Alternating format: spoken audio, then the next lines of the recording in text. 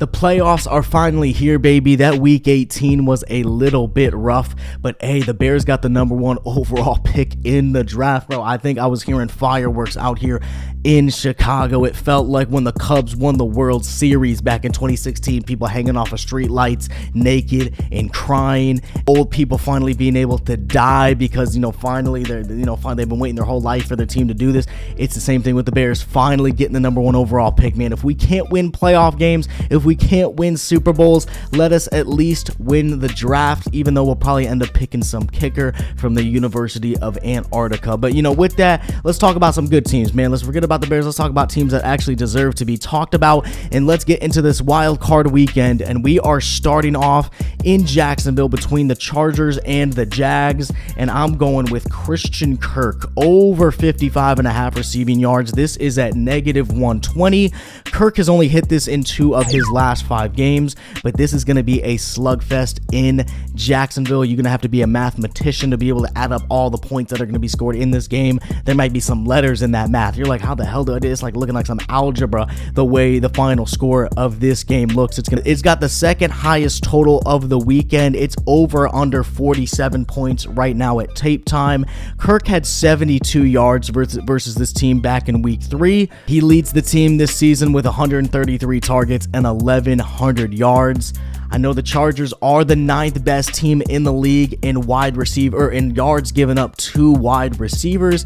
Jerry Jeudy last week had 154 yards against this team, and Van Jefferson had 77 yards with Baker Mayfield as his quarterback. So, that I feel like that's enough. That's all that needs to be said right there. Trevor Lawrence on a different tier than Baker Mayfield. So I see Christian Kirk in this game getting 74 yards. So I see him going about close to 20 yards over this projected total. But I see him getting 74 in this game, as I said. So give me Christian Kirk, even though you got to pay the juice, over 55.5 yards. Let's move over now to the Tampa Bay Buccaneers and the Dallas Cowboys. And I got Mike Evans over 23.5 as his longest reception, 23.5 yards, longest reception. This is at -114 on FanDuel. Mike has hit this in only 2 of his last 5 games. The Cowboys last week, though, allowed Terry McLaurin a 52-yard reception and Jahan Dotson a 30-yard catch as well. Dallas has allowed 8 wide receivers to cross over this in their last 5 games. And when Tom Brady needs a big play downfield, who's he going to? Well, usually Gronk, but Gronk ain't here. So when Gronk's not here, who does he go to? Mike Evans, and I see Mike Evans getting close to a 30-yard catch in this game. If the Buccaneers are going to get an upset at home versus Dallas or even stay close, I see Mike Evans at some point in this game making a huge play and Tom Brady throwing up a jump ball, a 50-50 ball for Mike Evans to come down with. I love this. Give me Mike Evans over 23.5 yards as his longest reception. Let's head back to Jacksonville because let's target 2 bad defenses. We're going with Keenan Allen at an anytime touchdown. This is at +145 on BetMGM. Keenan had 2 touchdowns last week versus the Denver Broncos, and I know that's the Denver Broncos, but that secondary wasn't terrible. Pat Surtain, it was their quarterback play. Russell Wilson. With all that, the secondary is not bad for Denver. Keenan Allen hasn't played a lot of games this year, so with that, he hasn't been able to get that chemistry with Justin Herbert. He hasn't been able to reestablish that camaraderie that they have with each other. Jacksonville, they do give up the 5th most TDs to wide receivers in the regular season. They gave up 18. Right now, Justin Herbert's touchdown prop is over 1.5, juiced to -150 on most books. So if they do see him throwing 2 to possibly 3 touchdowns in this game, Keenan Allen will be the recipient, I believe that's how you say it, recipient of one of those touchdowns. Him and Eckler are going to be the 2-headed monster in this game. So give me Keenan Allen, anytime touchdown, +145 on BetMGM. We are going with an alt spread bet. We are going with the Jacksonville Jaguars at an alt spread -2.5. This is at +135, also on BetMGM. The Jags have won 6 of their last 7 games. 6 of their last 7, they are 5-2 at home this season. I don't understand why the Chargers are the favorites in this game and the Jags are the dogs. Vegas tripping with that in my opinion, but hey, they must know something that I don't. But hey, maybe I know something that they don't. You know what I'm saying? Maybe I'm better than those computers in Vegas. The Chargers are 5-4 on the road this year. I know the Chargers have been decent as well. They're 5-2 in their last 7.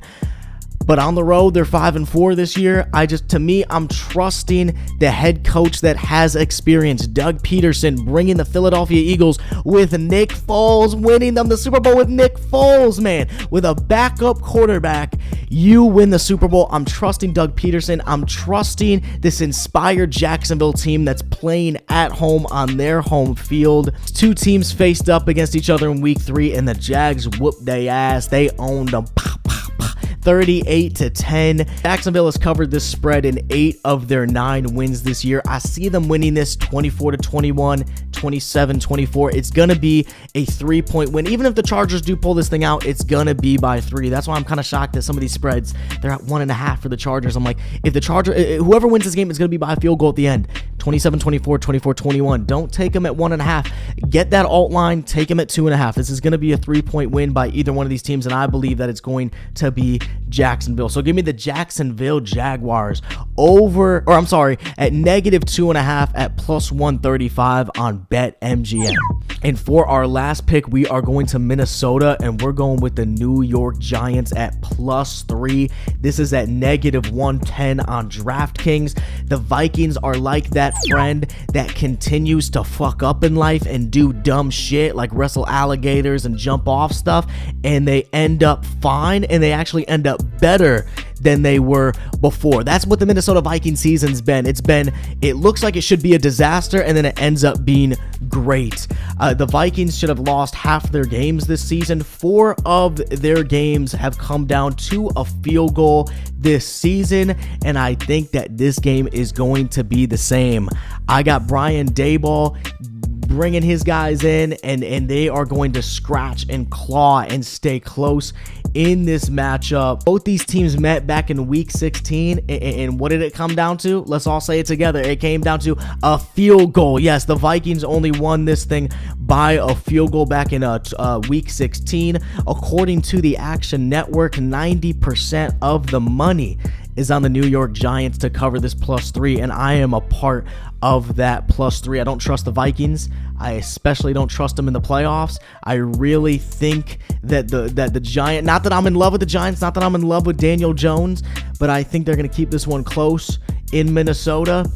And we're going to ride with this plus 3. I think they're going to end up losing right at the end, but it's going to be a late drive by Kirk Cousins to give the Vikings the win. So give me the New York Football Giants at plus 3 in Minneapolis. Baby, next year we'll be talking about the Bears being in it. Maybe we can bet on the Bears next playoffs, maybe. Or more realistically, let's bet against the Bears in the playoffs, more realistically. But, we'll see what happens. This has been BookSmart, and I'll talk to you guys later.